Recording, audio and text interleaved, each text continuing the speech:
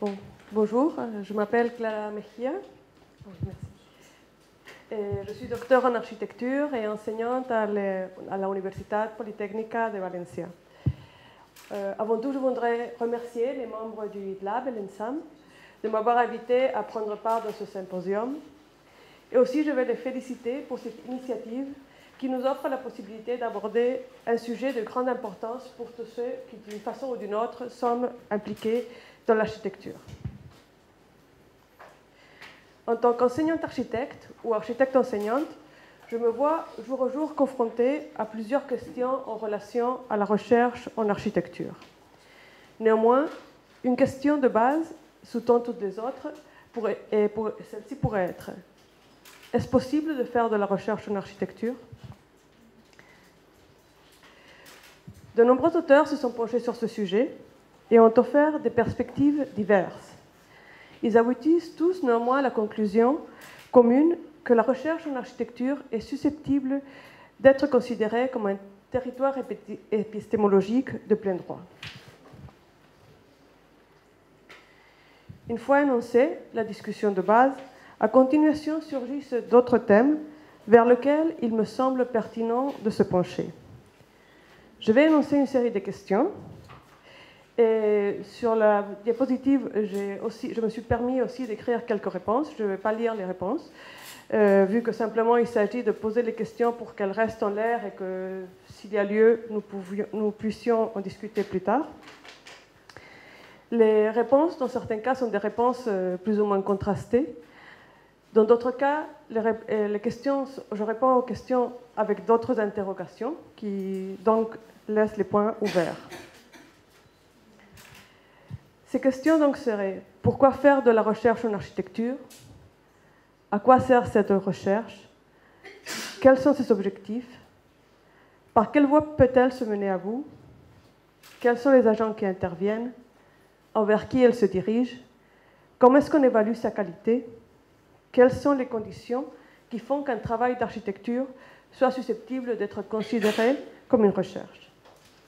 Et bien entendu, la question qui nous occupe et qui nous préoccupe à beaucoup d'entre nous: est-ce que la pratique professionnelle peut être considérée comme de la recherche? Je lance ces questions et me permets de proposer ces réponses, non pas comme des certitudes, mais comme un prétexte pour en discuter. Comme résumé, j'aimerais peut-être essayer de développer le suivant énoncé. À travers de la recherche en architecture, il est possible de contribuer à faire avancer de façon réelle le savoir dans notre domaine. En laissant en suspens ces réflexions, je vais me permettre de présenter brièvement comment la recherche s'organise dans le sein de la Universitat Politécnica de Valencia, à laquelle j'appartiens. Pour cela, je vais commencer en présentant comment est structurée la recherche au sein de notre université. Puis, je vais me centrer sur le cas du département d'architecture auquel j'appartiens, en descendant finalement à la présentation des lignes de travail du groupe de recherche PAR. La UPV, de même que le fait le ministère de Sciences, Innovation et Université en Espagne, établit deux catégories de production de savoir: la recherche et l'innovation. La recherche est concentrée dans les départements universitaires, les groupes, les instituts et les centres de recherche. L'innovation se développe par le biais des startups et des spin-offs. La différence avec les structures précédentes réside dans le fait que les écosystèmes d'innovation engagent le développement d'un modèle d'entreprise avec tout ce que cela implique. L'école de doctorat ou école doctorale fonctionne en parallèle à ces structures et centralise la gestion de toutes les thèses doctorales, tantôt académiques comme industrielles, qui sont menées à bout au sein de la OPV et qui sont dirigées par un de ses membres, quelle que soit la discipline auquel ils appartiennent. Le groupe de recherche PAR a été créé en 2017. C'est un groupe officiel de l'université et qui est composé par 10 enseignants appartenant au département de projet, de construction et de structure, et par un membre de l'administration. Ce groupe naît avec la volonté de promouvoir une recherche interdisciplinaire à propos du projet d'architecture. Et pour ça, on a décidé d'orienter aussi, avec une grande coïncidence avec le HIT Lab, en 3 axes, qui sont donc projet mémoire, projet et action, et projet et innovation.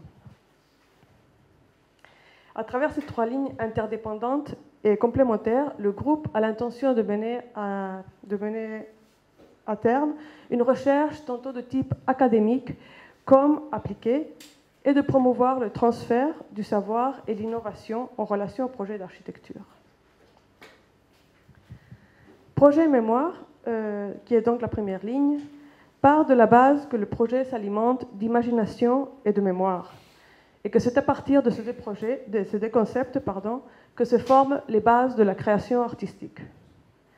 Projet mémoire se dirige au processus de la conception de l'architecture de tous les temps, en entendant que ceux-ci sont de pleine validité pour le monde contemporain. En ce moment, sont ouvertes plusieurs lignes de travail et le résultat se montre sous forme de livres, articles dans des revues, participation dans des congrès. C'est une ligne qui explore ce que nous pourrions appeler la voie académique.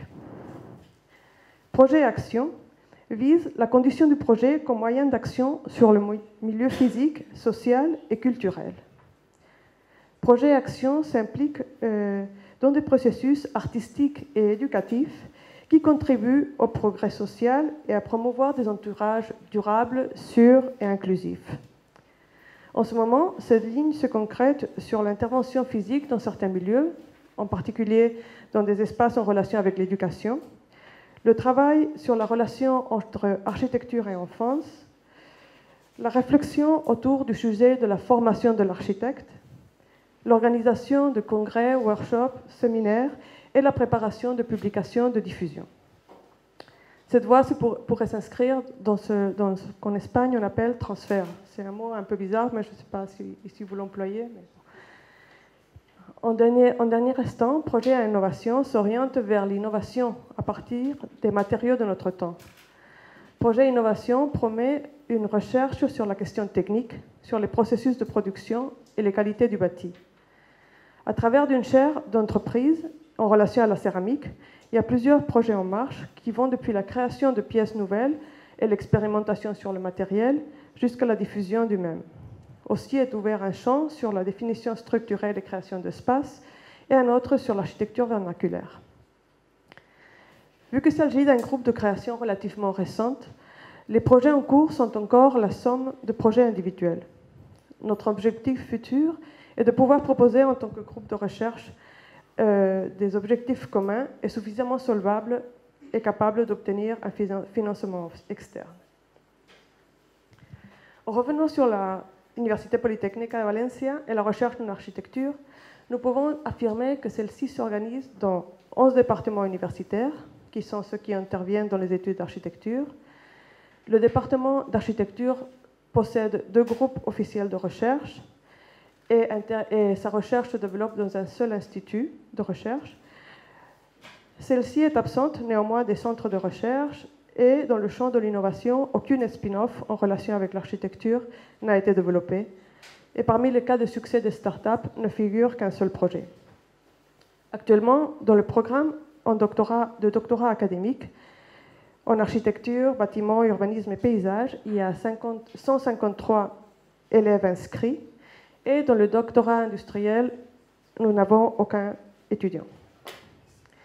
Ces données sont inquiétantes, vu qu'elles montrent une santé fragile de la recherche en architecture, qui d'ailleurs est un centre de recherche important dans d'autres domaines. S'interroger sur les possibles causes de cette retrait peut être d'intérêt pour le sujet qui nous occupe.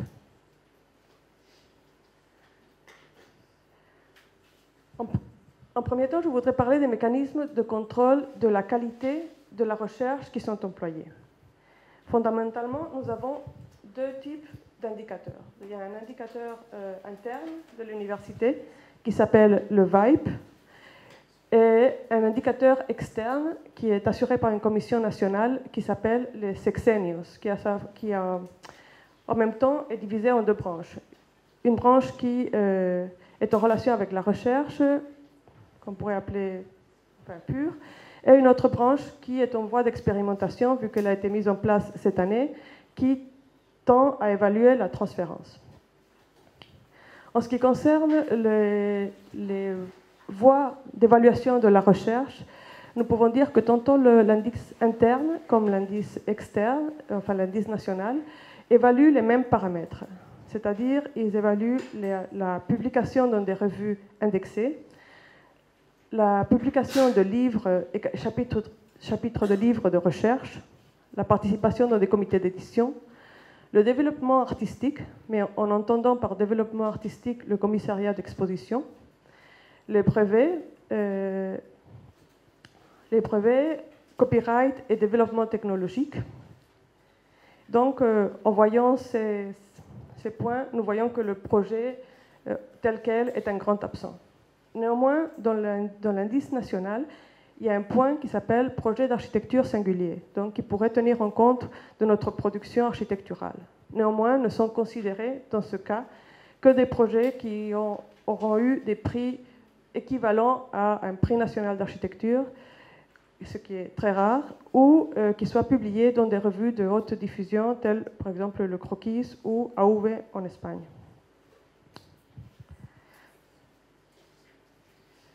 Si on s'intéresse à l'évolution de l'indice interne à l'université, qui est donc le graphique de gauche, nous pouvons voir que les départements en relation avec l'architecture sont ceux qui sont marqués en jaune. C'est-à-dire, ils se situent plus ou moins en bas de l'échelle.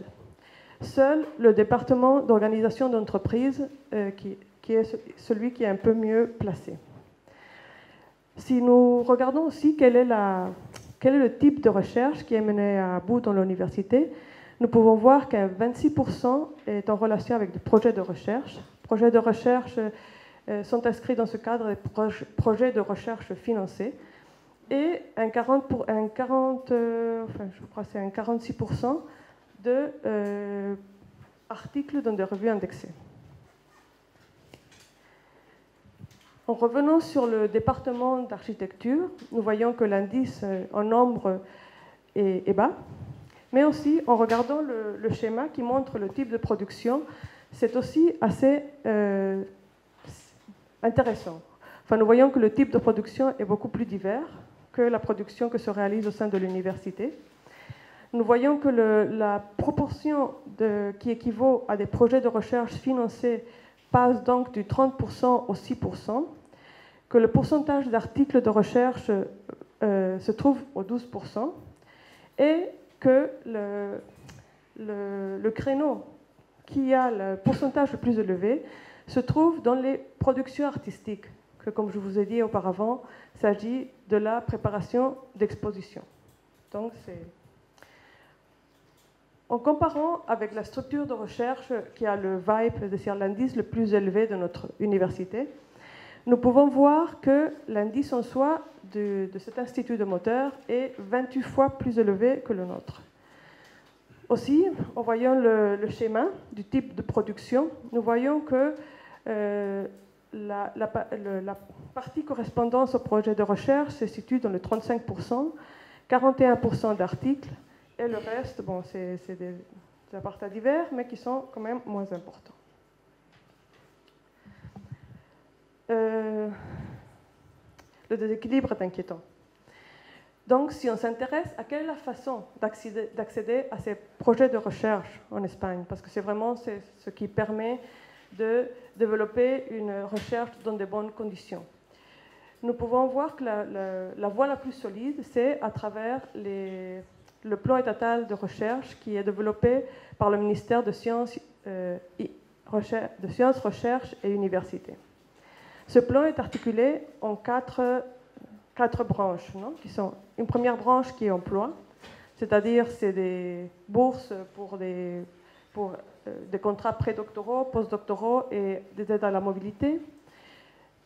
Après, il y a un axe qui est production de savoir, qui est surtout orienté aux disciplines de la recherche fondamentale. Après, il y a une autre branche qui est leadership et entreprise. Et finalement, il y a une branche qui est nommée défis de la société. Par sa spécificité, notre discipline, l'architecture, ne peut trouver un lieu que dans la première et la dernière branche. Donc, néanmoins, si on s'intéresse à cette dernière branche, cette branche qui est en relation aux défis de la société, nous pouvons voir que parmi les 8 défis et 57 points, seulement 9 de points semblent susceptibles de pouvoir accueillir une recherche en relation avec l'architecture. Il faut dire aussi que ces lignes de recherche qui sont établies avec le ministère sont en syntonie avec les lignes de recherche qui viennent un peu marquées par les structures européennes de recherche. Donc, après cette présentation, que je disais à Elodie, peut-être ne va pas être trop positive, il pourrait surgir plusieurs questions. Non? Une première question pourrait être: comment pouvons-nous voir notre travail de recherche reconnu et quels sont les moyens susceptibles de nous permettre de réaliser nos recherches dans des conditions optimales? Mais néanmoins, je pense qu'il y a d'autres questions qui me semblent plus importantes et qui sont les suivantes. On peut voir que les défis de la société en regardant vers le futur sont coïncidents dans plusieurs milieux de recherche. Et je me demande, est-ce que notre approche de l'architecture, pratique et recherche, est-elle en accord avec ces défis?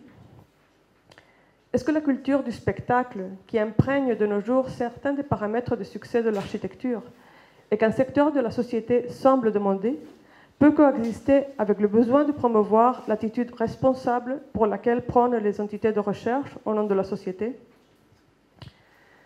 Est-ce que la tendance à dériver la recherche en architecture vers d'autres champs de connaissances plus facilement publiables est-elle réversible? Et ce point peut-être peut s'expliquer en relation avec notre cas concret en Espagne.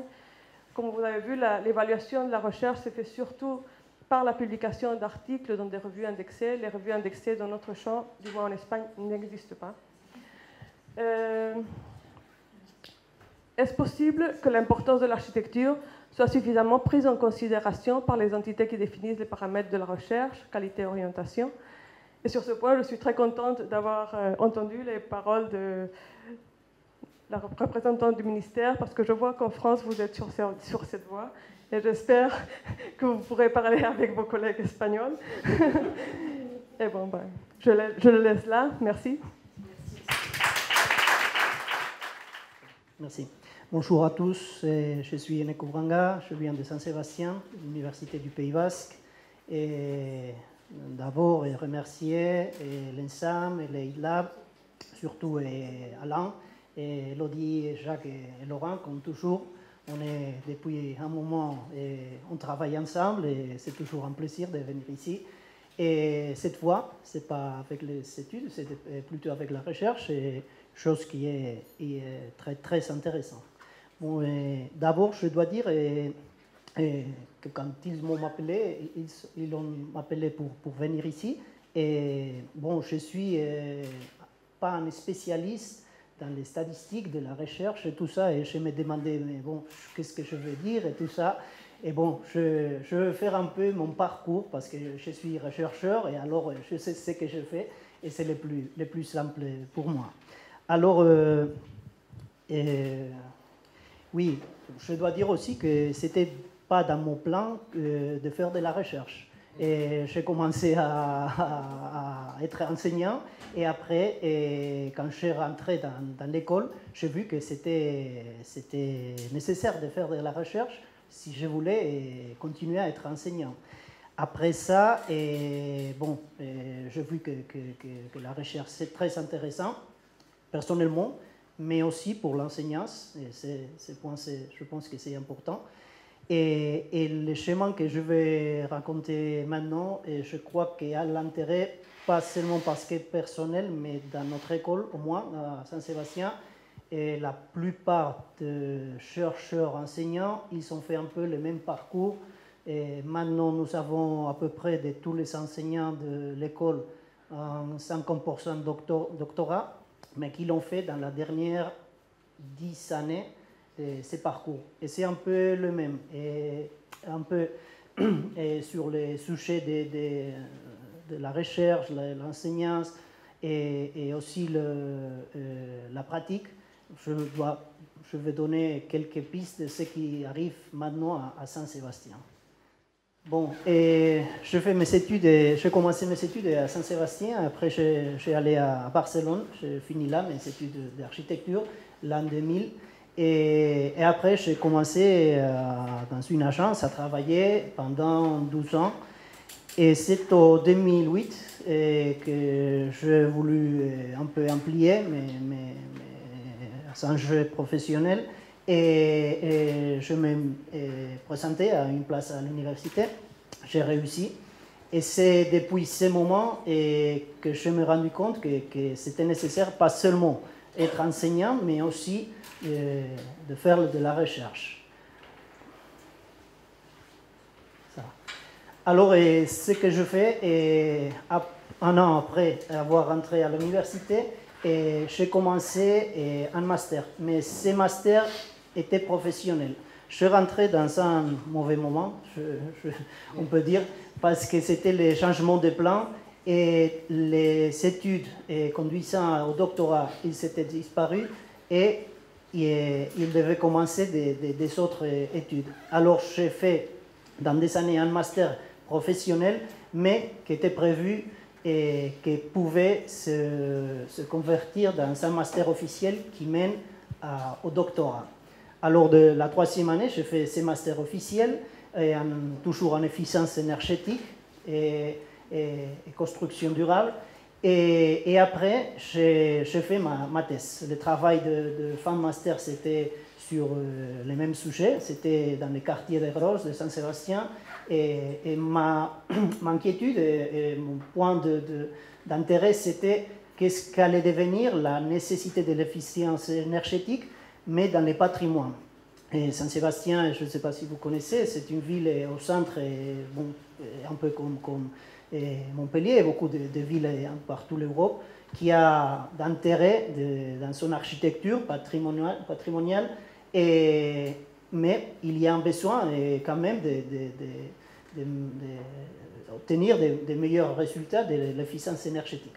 Alors, après ça, j'ai fait ma thèse. Ça devait durer 3 années comme ça a duré un peu plus long, 5 années. Et c'est normalement ça qui arrive aussi. Et dans ces moments, oui, ce que je montre, c'est un peu pour voir, parce que c'est un peu pareil qui passe avec des autres enseignants qui rentrent à l'école, ou bien ils sont dans le temps partiel. Alors, dans ces cas, ils peuvent mener l'enseignance avec l'agence ou la pratique professionnelle. Mais sinon, si tu es au temps complet, ça devient de plus en plus difficile, parce que tu as besoin de temps pour faire de la recherche aussi et faire de l'enseignance. Et c'est dans ce moment que j'ai décidé de faire de la recherche, et j'ai laissé la chance parce que je n'arrivais pas. Et en Espagne, comme m'a expliqué Clara, on a une exigence pour être chercheur. Et on dit que la thèse n'est qu'un commencement pour devenir chercheur et comme ça avoir une stabilité dans l'université. Alors, mais par contre, il n'y a pas trop dans l'architecture des lignes établies pour faire la recherche. Et nous nous sommes trouvés, quelques enseignants, et dans la nécessité de faire un peu notre propre chemin. Et bon, comme je vais aller après montrer un peu, et ça peut être positif et négatif. Nous sommes maintenant 4 enseignants dans l'école d'architecture. Il n'y a qu'un qui est titulaire. Les autres, nous sommes à temps complet, mais pas dans une poste établie. Et nous essayons de faire un groupe de recherche, mais c'est toujours difficile parce que si tu veux faire de la recherche, s'il te demande d'avoir une poste, un parcours. Et par contre, c'est difficile si tu ne trouves pas. Et ce que je montre maintenant, c'est un peu les projets que nous avons faits les 10 dernières années. Et nous sommes 4 enseignants, comme je dis, avec des autres collaborateurs. Et comme vous voyez, ce n'est pas un parcours qui a commencé quand j'ai fini ma thèse, c'était pendant les études aussi qu'on a fait. Et on a fait différents projets de recherche avec partenariat du gouvernement basque et l'université, parfois avec des autres départements de l'université. Et pour l'instant, nous avons fait ces 9 projets. Après des contributions au congrès, mais de moins en moins, ils sont en valeur. Au moins, ça que nous indique les rectorats d'investigation, de recherche. Et nous avons fait 15 contributions au congrès avec des publications de chapitres de livres. Et nous avons fait 10 articles dans les magazines, quelques-uns indexés bonne qualité, des autres pas trop. Mais bon, c'est un peu le chemin que nous avons fait pour l'instant. La situation actuelle, le problème, c'est un peu ce que je vois, c'est l'emploi du temps. Et parce qu'on doit faire, si on est à temps complet, l'enseignement, la recherche et la gestion aussi qui mène beaucoup de temps. Alors là, on devrait mettre la pratique, c'est ce qu'on a vu pour l'instant, mais c'est difficile. Au moins, je trouve ça difficile. Il n'y a pas des enseignants dans l'école d'architecture qui font l'enseignance, la recherche, la gestion, et ils ont leur propre agence. Alors ça, je pense que c'est un peu difficile, mais par contre, c'est nécessaire. Et on discuté hier, et c'est nécessaire d'avoir l'enseignance, la recherche, je ne sais pas si la gestion, mais oui, la pratique un peu liée. Sinon, on ne sait pas. C'est un peu théorique et pas pratique. Finalement, j'ai mis un peu les aspects positifs et négatifs que je vois dans ces façons de fonctionner. Et d'une part, le négatif, c'est le commencement de la recherche en architecture, comme l'a dit Clara. Il n'est pas trop développé. Et à l'Université du Pays Basque, il y a un groupe de recherche, mais il est toujours plus technique que projectuel. Et par contre, ça peut être positif aussi parce que ça donne des schémas plus ouverts et tu peux choisir des lignes plus ouvertes de recherche.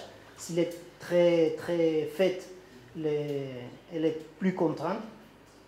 Et ce que je dis, le temps, un problème je pense que tout le monde, comment faire dans le temps que nous avons, dans la journée, pour faire un peu tout ça et mettre là, après la gestion, de mettre un peu la pratique, le travail dans l'agence.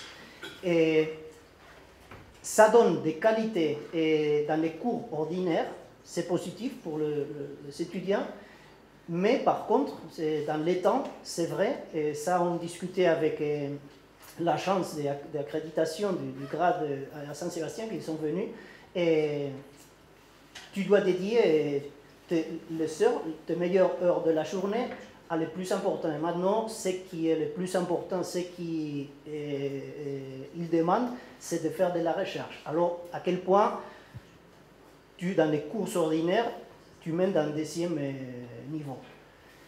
Un chemin difficile, l'architecture, comme on a vu dans les projets. C'est vrai, je suis le département architecture, mais dans la construction, et nous avons vu qu'on peut faire dans la construction, la façon plus technique, on a quelques revues indexées, pas dans des projets, et sinon faire un peu histoire de l'architecture. C'est un peu le chemin que nous sommes parcourus pour l'instant. Et là, la dernière, moi, ce que je vois de plus en plus des exigences de ces agences officielles, bien du Pays Basque ou bien de l'Espagne. Et c'est un peu le bâton-carotte qu'on dit en Espagne. Si on donne avec les bâtons pour faire de la recherche Et tu as la carotte, mais je vois que cette carotte elle est de plus en plus loin.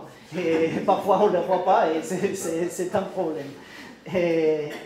Mais par contre, tu as acquis des connaissances sur l'architecture et tu peux les appliquer. En fait, on fait des cours l'année prochaine et dans une matière de 5e cours, je vais appliquer ces études que nous sommes en train de faire sur une, je vais vous montrer, sur une architecture et en concret, et aussi un plaisir. Ça, je dois l'avouer, c'était pas ce que j'avais pensé que j'allais faire, mais c'est très plaisant de faire de la recherche. Je vais vous montrer un peu ce qu'on est en train de travailler pour savoir ce qu'on fait et avec qui on le fait. Et en efficience énergétique, on continue à travailler. Et maintenant, on travaille sur un projet, il est au commencement, et avec Tecnalia, c'est un institut de recherche au Pays Basque, assez fort. Mais on commence, on n'a pas encore une subvention. Après, avec les enseignants que nous sommes, nous travaillons cette ligne de brutalisme au Pays Basque, aux alentours de Saint-Sébastien. Et ça, c'est le cas où je veux l'appliquer dans 5e cours l'année prochaine avec les étudiants. C'est patrimoine, c'est histoire. Et la dernière, c'est le BIM, que nous connaissons tous, je pense. Et un projet que ça devient de la direction de l'école qui veut faire une étude de recherche de comment on peut implanter le BIM dans les études de grade comme il est maintenant. Et nous avons de la soutenance du gouvernement du Pays Basque. On est en train de voir comment on peut le faire. Et c'est un peu tout.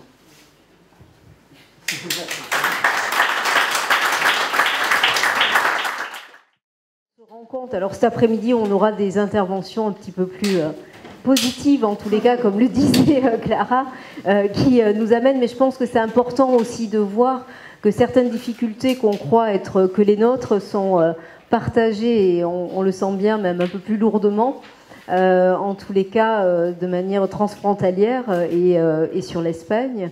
Et je pense que ce qui était aussi intéressant à travers chacune de vos interventions, c'est de comprendre aussi que c'est aussi ces processus de validation et d'accréditation de ce qu'est ou ce que n'est pas la recherche qui finalement échappent au champ de l'architecture. Et ça fait aussi partie, avant certes, il y a une nécessité de produire, mais aussi de comprendre ces dispositifs et peut-être, et c'est là qu'on a besoin effectivement des autorités de type ministère pour infléchir et en tous les cas, si ce n'est infléchir, en tous les cas adapter. Effectivement, qu'on a un processus d'évaluation qui corresponde pleinement à une production scientifique, parce que le propos n'est pas de sortir du champ scientifique, mais avoir véritablement une production scientifique, mais reconnue pour la discipline architecture. Or aujourd'hui, on est plutôt sous les filtres de disciplines connexes sur lesquelles effectivement on a un peu du mal à se plier. Donc merci en tous les cas pour avoir positionné la base de cet échange. Je vais peut-être laisser la parole à Laurent Duport pour rebondir et faire suivre les échanges. Merci Élodie. Je voudrais juste reprendre un petit point de démarrage. Notre groupe de recherche est un groupe, on va dire, naissant. Et ce que j'ai beaucoup apprécié dans ta présentation, c'est que tu parles de lignes de recherche. Et je pense qu'à un moment donné, ou de lignes de travail, pardon, excuse-moi. Je pense qu'il y a aussi ça qui est important, c'est de bien savoir quelles sont les lignes de travail sur lesquelles on va organiser à la fois la journée, mais peut-être aussi dans le futur nos ambitions. On voit aussi qu'il y a une similitude que tu as mentionnée entre une espèce de tripartie qui rassemblait pour vous, dans votre cas, projet et mémoire, projet et action, projet et innovation. Et est-ce que ces 3 éléments ne sont pas finalement le tabouret de base de la question de la recherche? Alors, nous, c'est un petit peu différent, mais ce n'est pas si différent que ça, puisqu'on a pris des thématiques qui sont liées aussi à des questions sociétales. Et ça, c'est pas à négliger.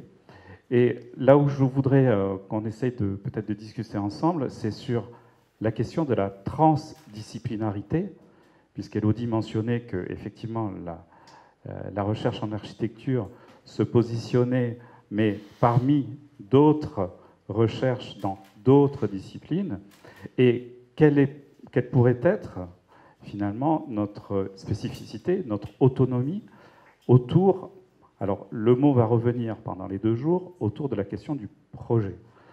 Alors le projet, c'est quoi? Et le projet, qu'est-ce que c'est le projet dans la recherche en architecture? Ou on peut inverser la phrase en disant qu'est-ce que c'est la recherche sur le projet en architecture? Voilà, c'est un peu les bases que je voulais mentionner. Et j'ai aussi été très touché, très intéressé par le parcours d'Eneco qui indiquait que finalement, sur une ligne de travail que tu t'étais fixée, il y a des choses qui ont un peu évolué. Et là où je pense que c'est important de nous retrouver, c'est sur une notion finalement de plaisir. Et cette notion, je pense qu'elle doit aussi nous transcender à travers nos différences et peut-être des choses qui doivent nous rapprocher, afin qu'on puisse ensemble essayer d'avancer dans ce questionnement. Et ce qui est très important, mais c'est le cas de la recherche, comme tu l'as rappelé, Elodie, et comme tu les as posés en tout début de ta présentation, est-ce que le plus important, c'est comme en philosophie un petit peu, si on peut faire ce rapprochement disciplinaire, ce ne sont pas les questions, mais est-ce qu'il y a des réponses à ces questions? C'est ce que je pense qu'on va travailler aujourd'hui dessus. Donc je lance une première bouée qui est évidemment la place du projet dans la recherche. Je ne sais pas qui veut. Peut-être Florence, tu veux. Bonjour, merci. Donc moi, ce qui m'a frappé, à la fois dans les propos préalables et puis dans les présentations, une chose qui est importante, c'est la notion de défi par rapport aux enjeux contemporains. Et une de mes thématiques de recherche, c'est justement le rôle des architectes dans ces défis contemporains. On n'est plus dans les architectes modernes qui vont changer le monde, le rendre meilleur, qui ont une certaine image de l'homme avec un grand H, etc. On a basculé vers des architectes qui doivent participer et répondre aux défis d'aujourd'hui. Or, ces défis, ils demandent quoi? Ils demandent du projet, justement. Ils demandent à la fois des connaissances, une prise de conscience de la complexité, des complexités dans lesquelles on s'inscrit, de toutes les interrelations, et ils demandent aussi de projeter. Et donc, je pense que les architectes, justement, en même temps, ils peuvent participer parce qu'ils ont une certaine pratique du projet, mais en même temps, ils ont aussi à évoluer sur ce projet, sur la manière de le faire, sur leur démarche. Ça veut dire aussi les engagements, ça veut dire aussi prendre des postures, et que par rapport à ce projet, si on sortait de l'école avant avec un modèle, on sent bien que tous les modèles ne sont plus adaptés, qu'il y a beaucoup de choses à en reprendre, ceci dit, mais que justement, même dans les écoles, on est en train de construire le projet. Et que cette mobilité-là, c'est ce dont on a besoin pour l'avenir. Donc la première chose, ça serait le projet. La deuxième, ça serait cette mobilité d'esprit. Et la troisième, ça serait l'interdisciplinarité. Or, l'architecture, toujours pour répondre à ces défis sociétaux, environnementaux, etc., l'architecture a cette capacité d'être à l'interface de plusieurs disciplines. on n'est pas les seuls, mais on est quand même parmi ceux qui ont le plus cette capacité-là. Donc je me demande pourquoi, avec toutes ces compétences de projet et toutes ces questions qui se posent pour répondre aux défis contemporains, les architectes ne sont pas plus, même s'ils ont aussi un travail, eux, à faire dans leur démarche, ne sont pas plus au cœur des paramètres qui permettent d'évaluer qui peut répondre aux défis ou pas. Voilà, de l'importance du projet, évidemment associée à la recherche, hein, mais voilà. C'est vrai que ce que tu dis est intéressant et je pense qu'en fait aussi on en arrive peut-être à une sorte de paradoxe qui est, comme tu le dis, les architectes, en tous les cas dans la formation, et la formation par le projet, moi c'est ce qui me semble effectivement comme toi totalement essentiel, de dire ce qui fait la spécificité, c'est la capacité à être transversale, à construire et à produire du projet et à effectivement, au-delà de cette... Une fois, je discutais avec quelqu'un qui était énarque et il me disait c'est quoi la spécificité d'un architecte? Je disais il faut avoir une grande capacité de synthèse. Il me dit oui, comme nous. Je dis non, nous on est meilleurs, vous faites des rapports, nous on fait des projets. Donc voilà, et c'est vraiment dans cette dimension de produire, de conception en fait. Et c'est ça qui fait la spécificité. Et en même temps, on se retrouve finalement face à une sorte d'absurdité du système qui est que aujourd'hui, dans le système actuel, la recherche reconnue est celle des spécialistes. C'est-à-dire que si on n'est pas spécialiste, on n'est pas reconnu comme chercheur. Or, le rôle d'architecte, c'est d'être un grand généraliste, mais au sens noble du terme. Et je pense que cette posture est essentielle. Si on veut produire du projet, si on veut concevoir, il y a cette nécessité de connaître suffisamment de tous les champs qu'on va appréhender pour pouvoir les transcender et pour pouvoir produire un projet. Ce qui est totalement antinomique avec le fait d'être un grand spécialiste dans un champ particulier.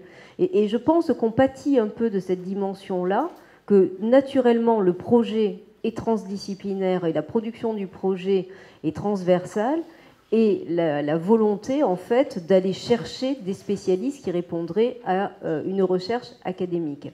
Maintenant, par contre, cette dimension-là, si on la reprend au regard des défis sociétaux, certes, on a besoin de spécialistes, mais on attend, et aujourd'hui la société attend des gens qui sont capables de rompre cette dimension de silo. Et dans ce cas-là, oui, il y a un rôle à reprendre. Et si, en tant qu'architecte, on arrive à défendre cette position de projection et effectivement de conception, j'allais dire, par le projet, je crois qu'on a un rôle effectivement à rejouer. Après, un autre point qui est essentiel, c'est aussi, tu parlais effectivement de l'évolution de la société. Aujourd'hui, effectivement, on a différentes ruptures qui se mettent en place, des ruptures environnementales, des ruptures numériques, et qui changent notre pratique. Même la pratique, même en agence, est en train d'évoluer. Et je crois que pour les architectes de demain, les étudiants en tous les cas qui sont en train de se former, il faut effectivement qu'ils aient cette maîtrise du projet, mais il va falloir qu'ils aillent chercher autre chose.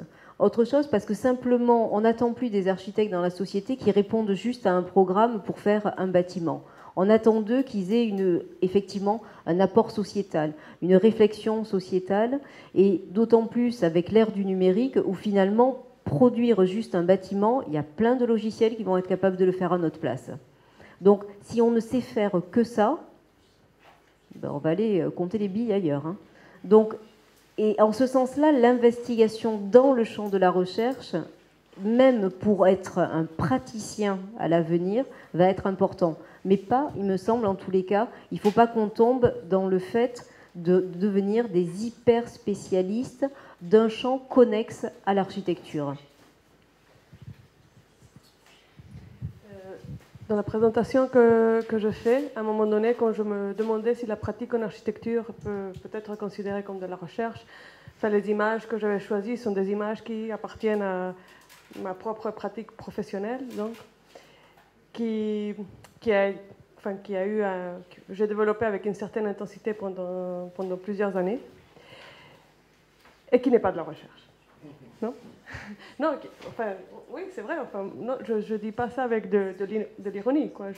Je me suis demandé plusieurs fois, est-ce que c'est de la recherche, est-ce que ce n'est pas de la recherche? Bien évidemment, c'est de l'architecture, c'est de l'architecture à travers le projet. Néanmoins, je me demande si cette pratique professionnelle telle que nous l'avions abordée dans notre moment où on a fait ça, elle réunissait certaines conditions pour être considérée comme de la recherche. C'est-à-dire, est-ce que les résultats, je me pose la question par exemple, est-ce que les résultats sont testables? Est-ce qu'ils sont susceptibles d'être reproduits?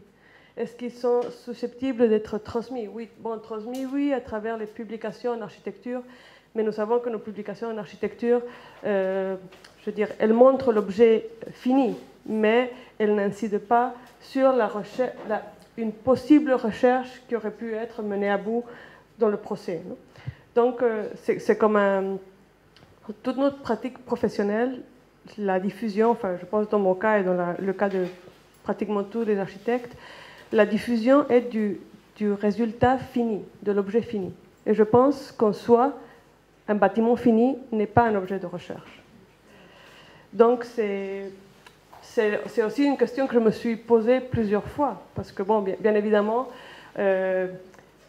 comme disait Eneko, notre façon de s'approcher de la recherche, notre façon d'approcher aussi le métier d'enseignant, a forcé que certaines dynamiques changent. Pour ça, dans notre groupe de recherche, on veut conserver ces trois lignes. Parce qu'on pense que la recherche sur le projet depuis un point de vue académique, c'est-à-dire qu'est-ce qui a été fait jusque-là, comment ça s'est fait, mais non pas seulement depuis un point de vue historiographique, mais sinon un point de vue de la propre discipline, c'est-à-dire quels sont les mécanismes qui ont été mis en place pour produire ces projets à un moment donné. Et ça, c'est extrêmement intéressant et je pense qu'on peut apprendre des projets qui ont été faits à toutes les époques. Donc ça, on veut le laisser. Et cette voie, disons, est celle qui nous permet une approche plus encadrée avec ce qui est attendu de nous, du point de vue de l'évaluation. Mais on voulait aussi insister sur le point qu'on appelait action, qui est en relation avec ce que Laurent, tu appelais peut-être sociétal. Action qui est une façon d'exercer, je ne dirais pas de la recherche, mais la possibilité de l'architecture de se faire visible, de faire avancer le jour au jour de notre entourage. Donc ça, je pense que c'est très important, même si je ne sais pas si on peut dire que c'est exactement une recherche, parce que les résultats ne sont pas nécessairement contrastés, ils ne sont pas nécessairement... Mais bon, je pense que c'est une façon d'alimenter notre pensée envers le projet. Finalement, la voie innovation, je crois que c'est la voie la plus canonique, la plus...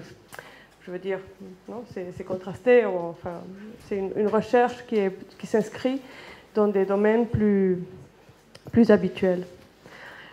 Aussi, enfin, moi, en préparant la présentation, en voyant non, que dans notre programme de doctorat, nous avons 153 étudiants inscrits sur la voie académique et que nous n'avons aucun seul étudiant inscrit dans la voie industrielle. Pour moi, c'est inquiétant. Parce que la voie industrielle, je veux dire, ce serait l'équivalent un peu de ce que vous étiez en train de présenter, c'est-à-dire la possibilité de développer le doctorat dans un cadre, enfin, ça pourrait être d'une agence. Enfin, mais la seule, ce qu'on demande, c'est qu'une entité, soit une industrie, une agence, s'engage à payer, non, à cofinancer ces études, enfin, cette bourse prédoctorale, et que les résultats attendus soient enfin, le parcours, les résultats prévus soient, disons, depuis le moment initial, bien clairs. Qu'est-ce qu'on attend de cette recherche? Oui, quelle est la ligne du travail? Mais bon, là, dans un cas très, très précis. Non? Je veux rebondir sur ce que tu dis. Est-ce que tu sais si dans les autres universités en Espagne, c'est configuré ou structuré de la même manière? Et est-ce qu'il y a aussi cette possibilité ou cette distinction, cette disproportion entre les 153 doctorants et les zéros dans les... comment ça s'appelle? Innovation? Industrie. Est-ce que c'est propre à Non, non, non. Le doctorat industriel est un doctorat national. Et le déséquilibre, je ne sais pas, je ne connais pas les données, mais je pense que... Enfin, j'ai fait une petite recherche et j'en ai trouvé 2, en ce moment, quand on se mène à bout, 2 à Barcelone, à l'UPC, et puis voilà.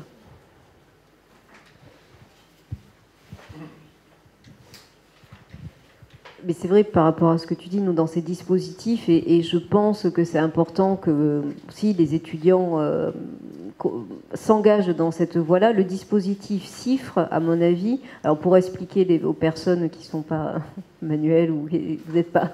Le CIFRE, en fait, est un système de cofinancement, effectivement, où l'État finance une partie du salaire de la personne qui est inscrite qui va travailler donc soit dans une entreprise et donc bien sûr s'applique au champ des agences d'architecture.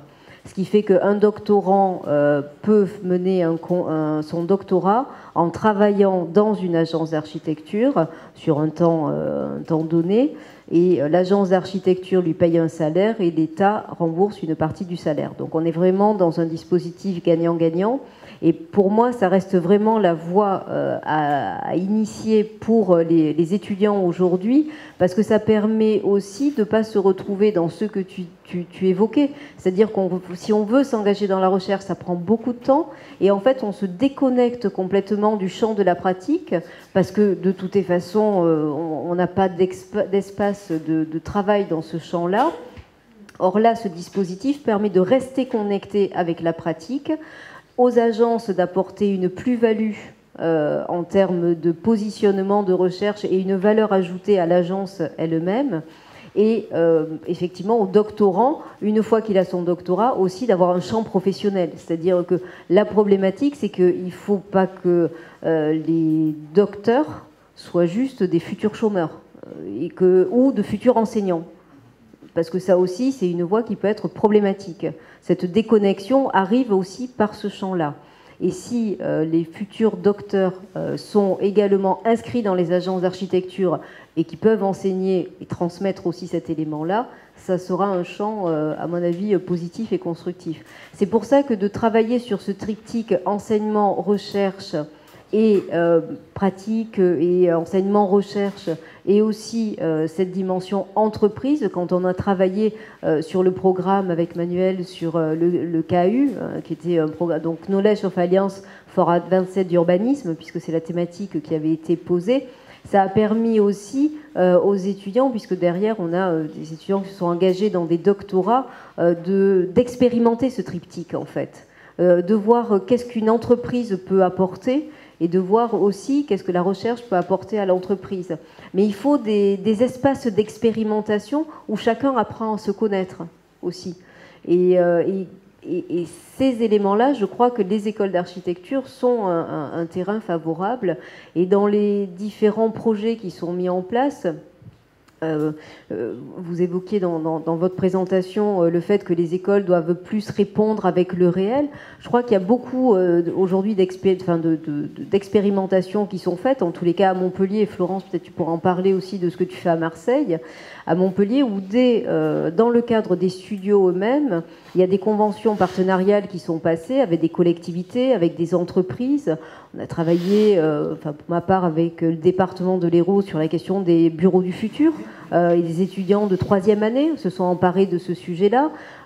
Jérôme pourra aussi parler du travail que tu fais sur la question de la ruralité, des centres-bourgs, en collaboration avec des villes où les étudiants présentent même au conseil municipal, où il y a ce dialogue. Et je crois que très tôt, initier ce dialogue et ce triptyque et d'insuffler aussi une dimension de recherche portée par l'enseignant, qui n'est bien sûr pas produite par les étudiants à ce niveau-là, mais qui est portée par l'enseignant, c'est une première étape, à mon avis, pour ouvrir des champs possibles et commencer à instaurer cette dynamique.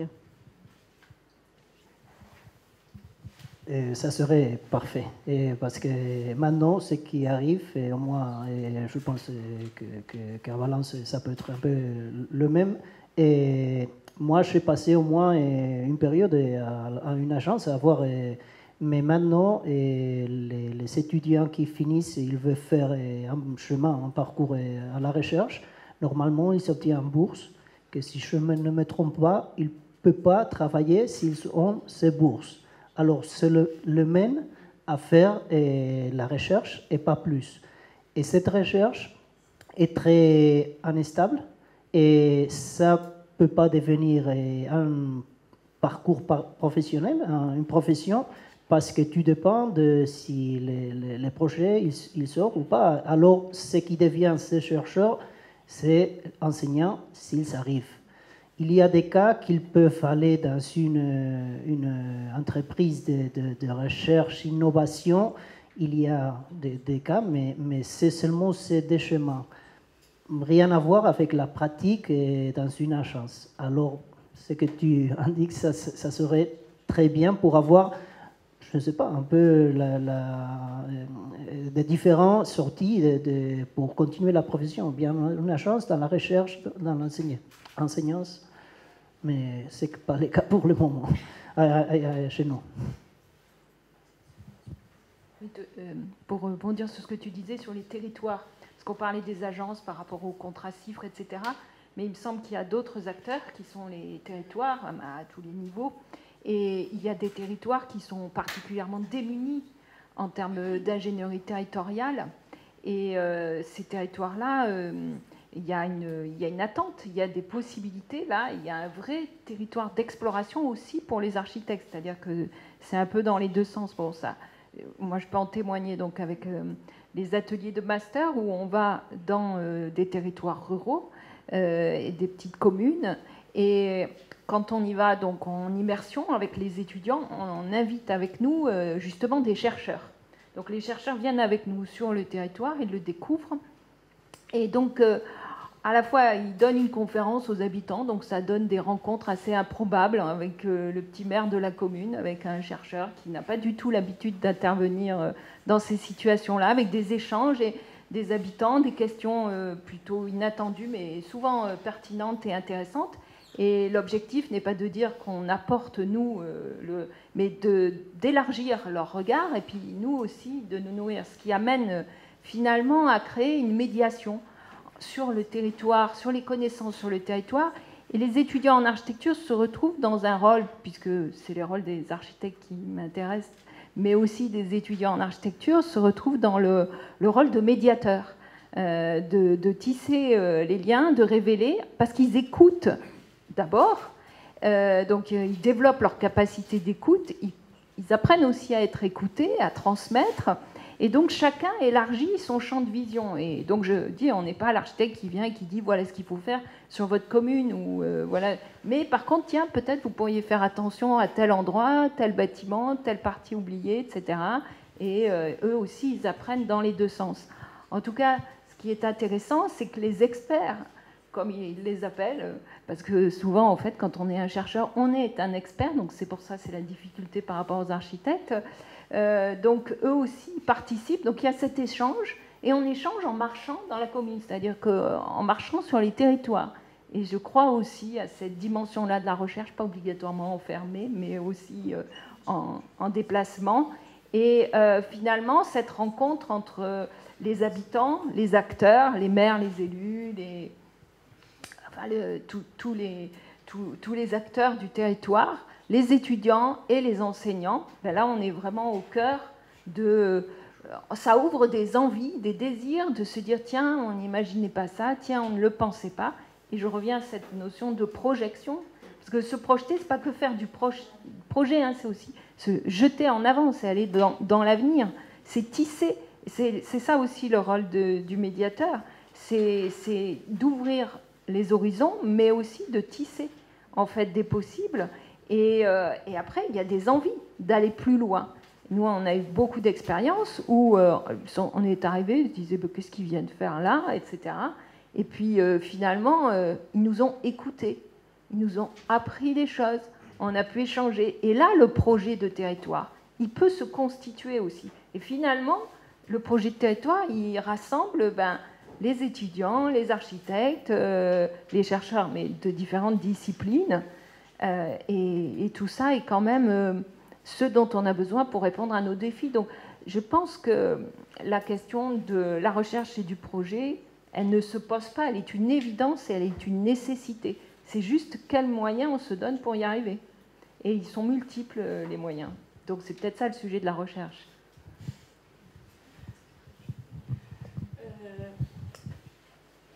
Non, ce que tu dis me paraît très intéressant, pertinent, mais m'inquiète en un point. Parce que je pense que l'architecte doit avoir, bien évidemment, ce rôle de médiateur, ce rôle de mettre en relation plusieurs choses. Ça, c'est évident. Et surtout, je pense que l'architecte doit avoir une attitude responsable que pendant des années, nous n'avons pas eu, et peut-être nos écoles n'ont pas insisté sur ça. Ça, je suis absolument d'accord. Mais aussi, je pense qu'il y a un côté disciplinaire qui est inhérent à la pratique du projet, de fabrication du projet, qu'on ne doit pas non plus laisser de côté. Je veux dire, ça peut constituer aussi une recherche en soi. Comment faire? Enfin, c'est vraiment un métier. Enfin, je ne sais pas si le fait de la réalisation concrète du projet, enfin, non seulement le document projet, mais la pratique. Non seulement tout ce qu'elle doit incorporer, mais la pratique en soi-même. Et je pense qu'on doit continuer à penser que cette pratique doit s'alimenter et peut en elle-même constituer une ligne de recherche.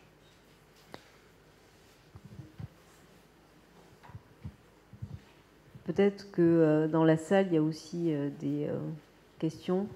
Non, excusez, moi, je parle de demain et de fait, je ne veux pas prendre trop de temps, mais c'est que demain, justement, je pense pas parler de ces choses. Et une petite anecdote, mais que je trouve très intéressante, liée à l'intervention d'Élodie.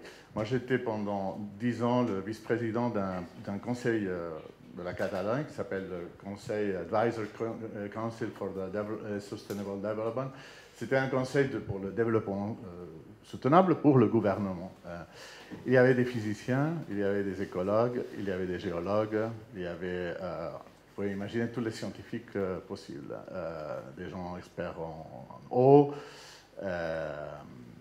notamment beaucoup de physiciens liés à l'énergie, liés à l'eau, des géographes, architectes. Moi, par hasard. Par hasard, vraiment par hasard. Ils m'ont fait vice-président par ma capacité d'enthousiasme. Parce que contre eux, évidemment, tout scientifique, il a la capacité de douter. Le doute scientifique est base. Et donc, entre eux, ils doutaient toujours.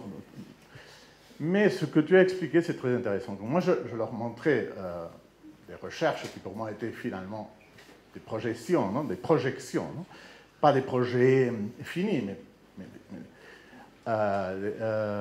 il disait, les architectes, comment vous vous amusez, hein, c'est incroyable comment vous vous amusez. Non, c'est pas des rigolades pour nous, non. Mais un jour, ils m'ont expliqué, écoutez, je te comprends, on vous comprend, Manuel, de fait, nous sommes jaloux, parce que nous travaillons avec ce que tu dis, avec des reports, avec des chiffres. Évidemment, ils travaillent avec des chiffres. Imaginons le trafic à Barcelone qui peut se limiter dans les rues et après faire que certaines rues n'ont plus de trafic, etc. Et tout cela est chiffrable et parfaitement scientifiquement mesurable et même replicable. Très bien. Mais le problème, c'est que nous, on a besoin d'une vision. C'est-à-dire, ce n'est pas simplement des chiffres, il faut projeter. Mais pas projeter comme un projet, mais créer des visions. Parfois, c'est plusieurs visions, parfois, c'est plusieurs scénarios. Et quand on crée des visions qui sont des stratégies et des recherches converties en vision spatiale, hein, en espace que nous pouvons voir. Là commence le problème de l'architecture, parce qu'elle est entre la recherche et la création. Et ça, c'est notre problème, mais en même temps, c'est notre richesse et c'est notre capacité. Donc, ce que tu disais, effectivement, la synthèse, elle est dans plusieurs disciplines, absolument. La synthèse spatiale, pas tellement. La synthèse spatiale visionnée, là, peu de disciplines. Le design peut le faire, effectivement. La publicité aussi, mais la publicité fait de la publicité, c'est pas de la... fait le contraire, nous ne nous vendons pas, nous expliquons. Nous montrons et nous démontrons. Ce n'est pas démontrer, science, c'est montrer aussi, culture, et là, c'est le problème. Le problème, et en même temps, comme je dis, la richesse. Donc pour moi, je suis fier d'être architecte, je l'étais toujours, et j'ai toujours été fier d'être entre l'art, ou la création, et la science. Mais là, c'est un problème, surtout pour les paramètres qu'on utilise aujourd'hui, et ça, c'est un peu la discussion. Moi, demain, je ne pensais pas parler de ça. 5 secondes pour vous dire, en effet, en Italie, c'est pratiquement semblable, les mêmes situations. Disons, tu fais de la recherche doit être validée par les publications qui sont indexées, blablabla. Enfin, on n'a pas des sexenios, mais on a des triennes, c'est la même chose. Et le doctorat, effectivement, c'est la recherche totale. Quand tu fais le doctorat, c'est la recherche scientifique, en théorie. Mais que là, nous sommes des architectes. Donc, recherche scientifique en un doctorat veut dire aussi recherche culturelle. Moi, demain, je parlerai de ça.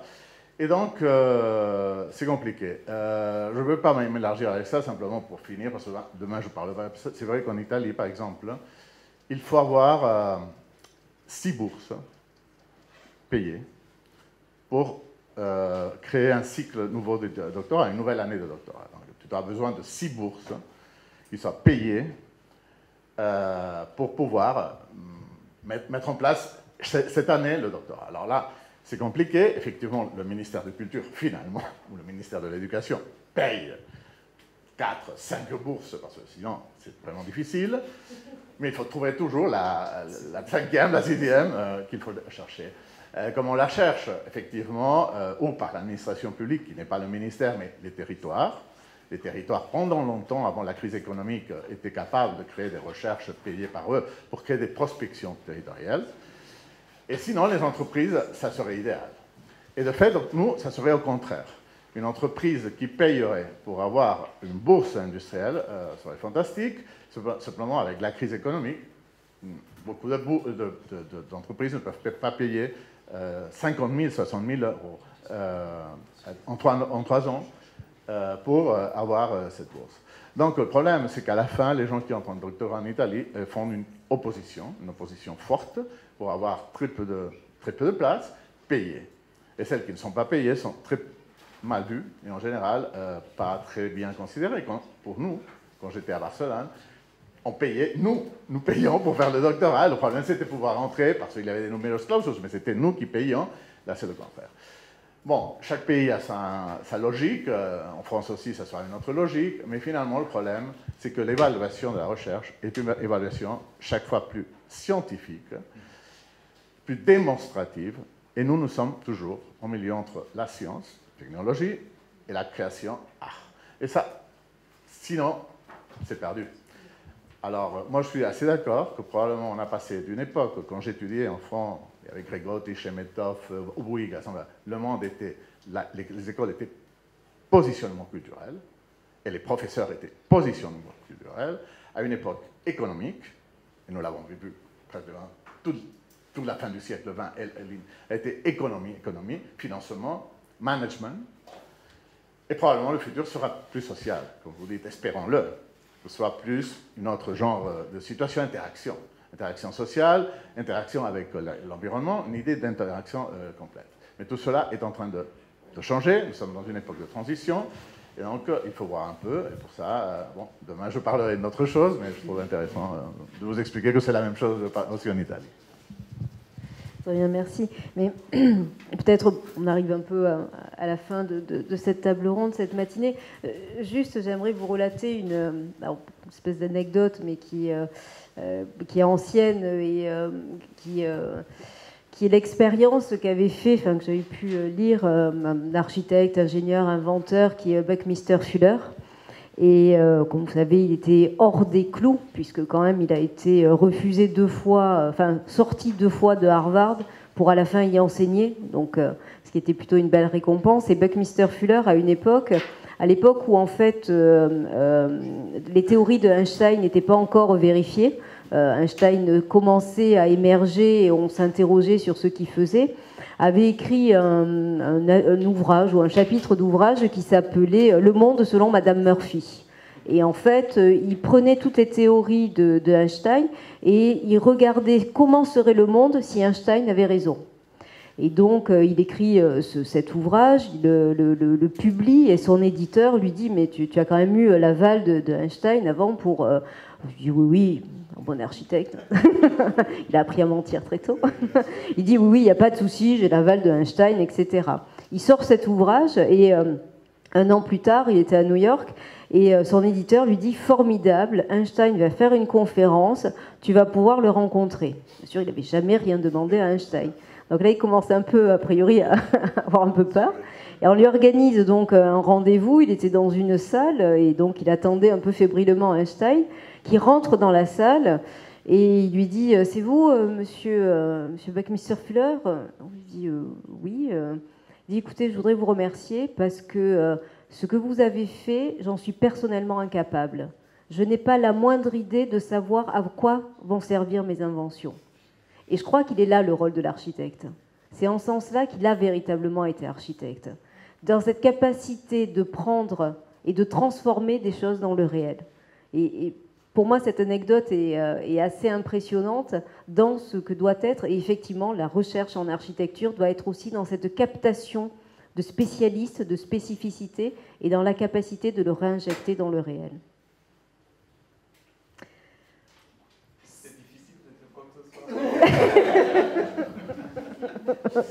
Bon, bah. Au contraire, je trouve que c'est très, très motivant parce que le réel, il est très. Enfin, il nous demande de relever des défis aujourd'hui. Et donc, je pense qu'il y a une double recherche, et c'est une manière aussi de vous répondre, c'est qu'il y a à la fois la recherche sur la discipline elle-même, mais l'architecte, maintenant, il est encore plus dans la conscience avec ce que nous donnent les scientifiques, on va dire, en termes de données, etc., mais qui sont de plus en plus nombreuses. D'où aussi cette question de la gestion des données, d'architectes qui produisent moins de plans, mais qui manipulent plus les données, tous les diagrammes. Et ça, c'est intéressant aussi de voir l'évolution de ce qu'on produit, pas plus seulement les plans. Et donc, je pense que voilà, il y a un double niveau ou deux parties de recherche sur cette conscience du monde et nous, quel rôle on peut jouer là-dedans, et sur la conscience de notre discipline en elle-même, sur ses spécificités. Mais pour moi, il n'y a pas d'opposition entre les deux, et tout ça est lié au réel, qui est de plus en plus complexe, en tout cas. Merci, Élodie. Bah écoutez, merci à vous. Je vous invite tous, on va se retrouver dans la salle où il y avait le petit déjeuner pour partager un buffet ensemble, et on reprendra à 14h sur une nouvelle table ronde. Merci à vous.